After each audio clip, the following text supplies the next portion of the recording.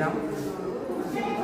తెలంగాణలో ఉన్నటువంటి ఏకైక శక్తిపీఠం, అష్టాదశ శక్తిపీఠంలో 5వ శక్తిపీఠమైనటువంటి జోగులాంబ క్షేత్రంలో నూతనంగా కేంద్ర ప్రభుత్వ పథకంతో 38 కోట్ల రూపాయలతో ప్రసాద్ స్కీమ్ కింద ఒక భవనం ఏర్పాటు చేయడం జరిగింది.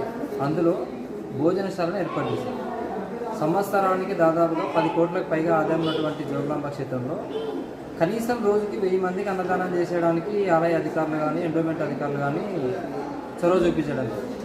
ఈరోజు శ్రావణ మాసం శుక్రవారం రోజున కేవలం 150 మందికి మాత్రం భోజనం పెడితే ఇంకా దగ్గర 300 నుంచి 400 మంది భక్తులు, మహిళలే, కేవలం మహిళలందరూ అన్నం కోసం ఒక గంట నుంచి వెయిట్ చేస్తున్నారు.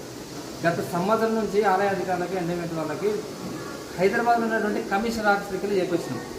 జోగులాంబ క్షేత్రంలో ఉన్న అన్నదాన కేంద్రంలో తప్పకుండా ఉదయం నుంచి సాయంత్రం వరకు నిత్య నిదానం చేయాలని, తక్కువగా 500 నుంచి 1000 మంది భక్తులు ఉండేటట్టు టెంపుల్లో ఉదయం సాయంత్రం వరకు మీరు అన్నదానం జరిపించి 1000 మందికి తగ్గకుండా అన్న భోజన కార్యక్రమం ఏర్పాటు చేయమని చెప్తే సంవత్సరంన్నర అయిపోతుంది. ఇప్పటి వరకు ఎండోమెంట్ అధికారులు ఎవరు కూడా స్పందించట్లేదు. ఈరోజు శ్రావణ మాసంలో శుక్రవారం స్టార్ట్ అయిపోయింది. దేవాలయం పక్కన ఉన్నటువంటి భోజనశాలని Prasad scheme central government Narendra Modi గారి ప్రభుత్వం చొరవతో ఇక్కడ ప్రారంభించడం జరిగింది. కనీసం ఇక్కడ ప్రారంభించిన తర్వాత ఉన్నటువంటి సిట్టింగ్ కెపాసిటీ 100 మందికి పెట్టి 400 మంది సిట్టింగ్ కెపాసిటీ ఉన్నటువంటి ఆలయాన్ని కేవలం 100 మంది సిట్టింగ్ కెపాసిటీ పెట్టి, ఆ 100 మంది సిట్టింగ్ కెపాసిటీలో కూడా 12:30కి అమ్మవారి హారతి జరిగితే 12:30కి భోజనం స్టార్ట్ అయిపోతే 1:30 కల్లా మొత్తం అన్నదానం అయిపోతుంది. అన్నదానం అయిపోయిన తర్వాత భక్తులందరూ ఇలా వెయిట్ చేసుకుంటూ కూర్చుంటారు. 12:30కి అన్నదానం స్టార్ట్ అవుతుంది. 1 గంట కల్లా అన్నం అయిపోతుంది.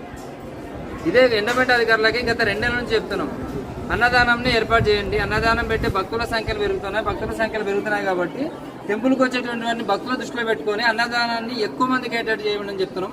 కానీ ఎన్నిసార్లు చెప్పినా ఎండోమెంట్ అధికారులు వినడం లేదు. 500 మంది 600 మంది వచ్చే గుడికి కేవలం 150 మందికి పెట్టి 1 గంటలో అన్నదానం స్టార్ట్ చేస్తున్నారు, అన్నదానం అయిపోగొట్టేస్తున్నారు. కాబట్టి దయచేసి ఎండోమెంట్ అధికారులు ఇప్పటికైనా మేల్కొని భక్తుల సౌకర్యార్థం జోగులాంబ క్షేత్రానికి వచ్చినటువంటి మహిళలు మొత్తం మహిళలే, అందరు మహిళలే.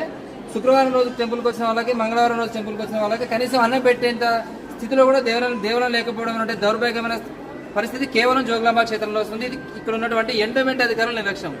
కాబట్టి ఎండోమెంట్ అధికారులకి సంబంధిత శాఖ తెలియజేసినది ఏంటంటే, ఖచ్చితంగా శుక్రవారం రోజు, మంగళవారం రోజు 1000 మందికి అన్నదానం జరగాల.